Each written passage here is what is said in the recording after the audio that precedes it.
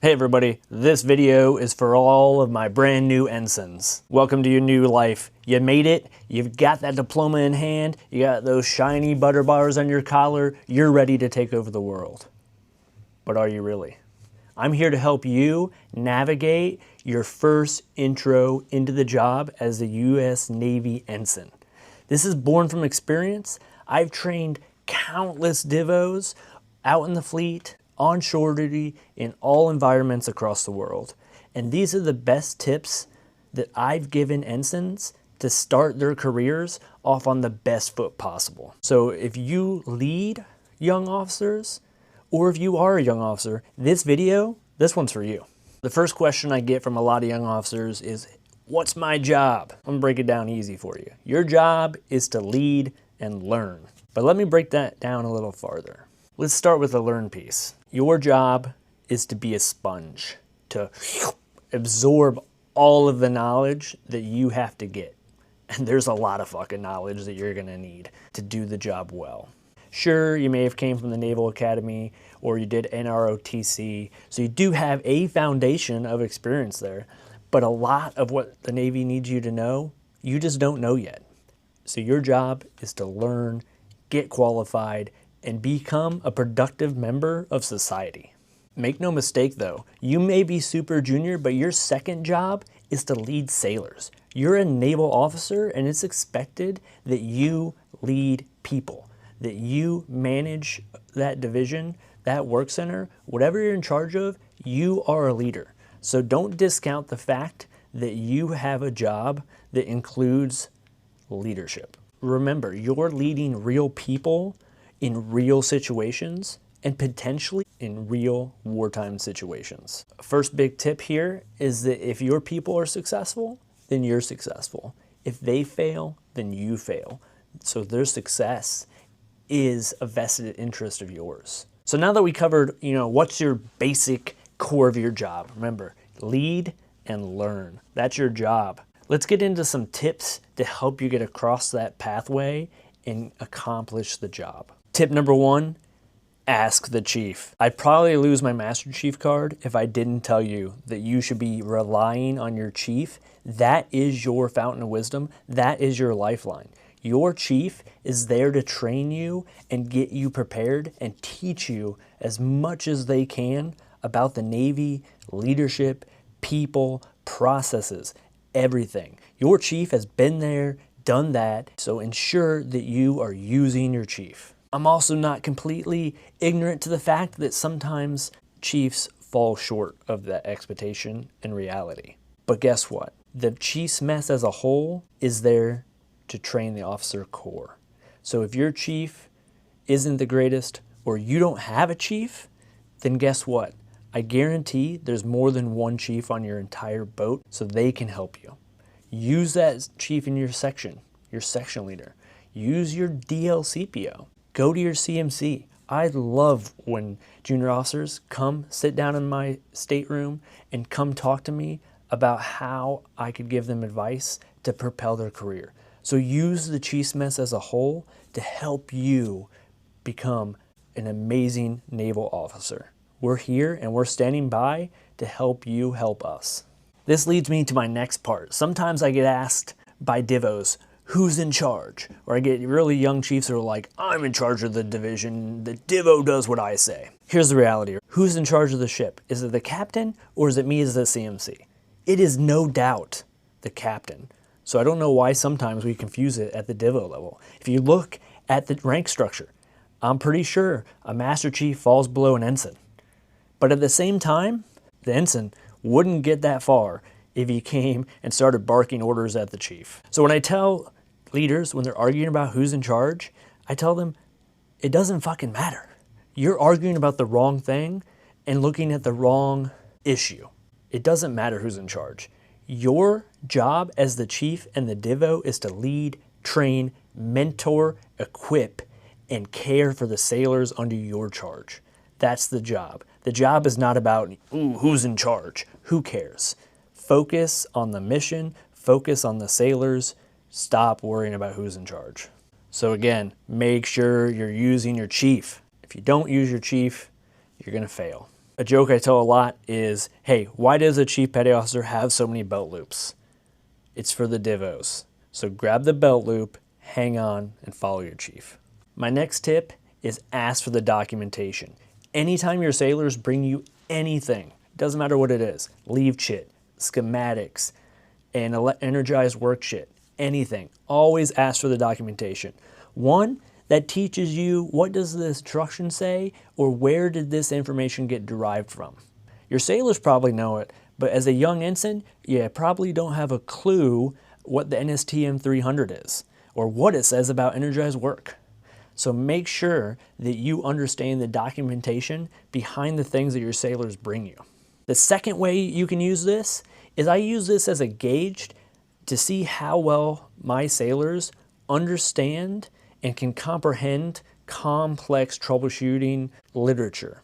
It lets me know, for example, which technicians I can trust to troubleshoot effectively and really comprehend and understand what they're working after. And then it shows me the ones, that need a little bit of training and mentorship to really take it to the next level in that troubleshooting effort. So it lets you gauge, who can I trust in my division to bring me accurate information. Sometimes there's going to be that sailor, when they bring you something, that it might be not entirely correct. So you're going to have to scrutinize it. On the other hand, you're going to get the sailors that are highly reliable that always bring you really accurate information, and you won't have to spend as much time scrutinizing it. So that helps you make faster decisions as a leader. So always, always, always ask for that documentation. Helps you learn, and it helps you understand your people. 2 wins. Tip number 3 goes back to learn. Get qualified, like yesterday. Getting qualified is the fastest way to show the command and leadership that you're responsible. This is not just a tip for my officers, not just a tip for my chiefs. This is a tip for every sailor in the Navy. Get qualified fast and efficiently. If you're getting qualified on time, good. If you're ahead of schedule, out frickin' standing. As soon as you start to fall behind though, you will be the topic of conversation with your, on service side, your SWO, the person who tracks your qualifications. Because again, a big purpose of your job is to learn and get qualified, learn to drive the ship, learn to be off the deck, to get that warfare pin. That's what you're there for. So get qualified. Getting qualified helps out in so many fashions. It shows that you are willing to help the team. And usually as soon as you get qualified, you get to go to more watch rotations, more duty sections potentially, and that's great for everyone. So when everyone is getting qualified, it helps the team. So get qualified, that's your job. The only thing I'll say here is make sure you're actually anchoring on the watch stations and learning them. If they're just checking a box and you're just getting qualified to move on to the next one and you don't remember any of that information, then you're doing it for the wrong reason. Get qualified to be a master of that qualification, then master it, and then move on. If you think there's only 5, 6, 7 qualifications that you need to get while you're in the Navy, think again. There are a epic F-ton of qualifications. I don't think I really hit my pinnacle qualification until I was a senior chief at like 15 years. So it takes a long time to maximize your qualifications. So you should always be chomping at the bit and asking, what's next? What do you need me to do next? How do I get qualified? What's the next thing I need to be working on? Just keep up that attitude and encourage your sailors to do the same. Tip number 5. Long hours are your new life. For khaki, there are no working hours. What I mean by that is when the work is done, we go home. When the work is here, we stay. That's been my working hours philosophy for a long time, even with my junior sailors. That way, they can never say, well, Chief, you said we could be off by 1600. When the work is here, we stay. When the work is done, we go home. So if you honor that and respect that on both ends, you'll get a lot of buy-in. For you as a khaki though, you have to put in an extraordinary amount of hard work to make sure that you're meeting the mission and ultimately the most important thing, taking care of the sailors. I remember my first division when I got to my boat as a young chief and I was working probably, I think from 04 all the way till like 2100 for at least that first year. until I kind of tweaked everything, got the ball moving. It took a lot of hours. But once I got everything kind of moving in the right direction, then I could just control it and I had more manageable work hours. But from time to time, work calls and you have to stay late. You know, if I have a sailor of the quarter package on my desk, I can't leave. That has to be done that day if it's due. That's the same with any task. If it's due, you're gonna have to burn that midnight oil to get that job done. You have to know when burning the midnight oil is appropriate and when pulling the mooring lines and going on liberty is appropriate. The sooner you understand that balance of when it's okay to leave and when you should stay late, you'll be able to find and navigate the beginnings of your work-life balance. Guess what? Like I said, you have a lot to do as a young ensign, and so you're probably going to be metered towards that work side. That's what your job requires, is you're going to have to put more into the work gambit until you're qualified, until you get your pen, until you're full up round in what the Navy needs you to do. Then you can dial it back. By no means does that say on deployment, don't go on liberty the entire time, because that would not be advice I would ever give you. Go on liberty, enjoy those moments, enjoy the things you joined the Navy for, but know when to work and when to go. Tip number 6, refine your leadership style. You're not gonna know how you wanna lead. You might have some experience leading from your college or your commissioning source, or maybe you did some sort of leadership before you even joined the Navy in high school. That's great. So you have that tiny foundation of what you've done. Maybe you're a little older. You might have a ton of life experience to go off of. But for a lot of times, young ensigns just don't have experience on the deck leading sailors. So learn how you want to lead. How are you going to handle different situations? How are you going to approach conflict? How are you going to approach challenge? How are you going to motivate your sailors? All this is key into leadership. And guess what? You're going to mess it up. You're going to make mistakes. I still make mistakes 20 years later. It's okay. You just got to make as few as possible. And hopefully the mistakes you make as a young naval officer are small, because as you move up in the ranks, the mistakes you make have larger and larger impact, both operationally and on our sailors. Learn your leadership style and how you want to leave a legacy and be remembered. All right, here's my last tip, and this is super important. Get a notebook. If you don't have a notebook, go to the next. Go buy one right now.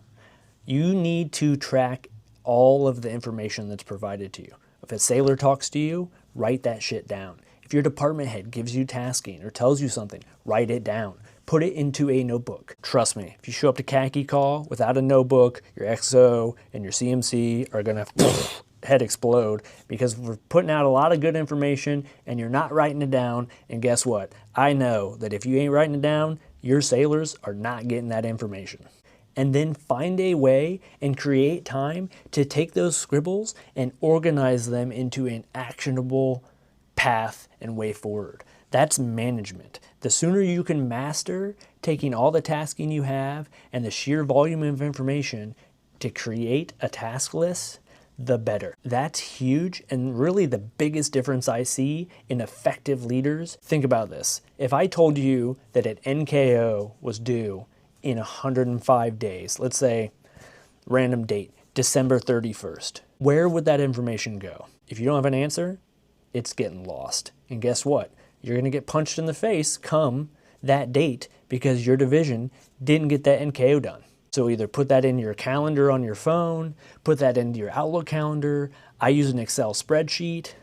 Every single piece of information has to be translated from your notebook into a long form tracker of some sort. Get a notebook, love the notebook, and keep that thing with you wherever you go. You'll hear it all the time. My brain book, my lifer pad, whatever you want to call it, keep that shit sacred. All right, ensigns, that's it. That's the list. I hope that helped you. Get out there, learn fast, lead better. Don't argue with your chief. Track the metrics, track the tasking, and for the love of God, get qualified. If you got questions, drop those things in the comments. I'll try to get after and answer each and every single one of them. If this helped you, smash that like button, send this to somebody, your buddy on another ship who's struggling, who needs some guidance. Together, we can help each other become better for the Navy and our sailors.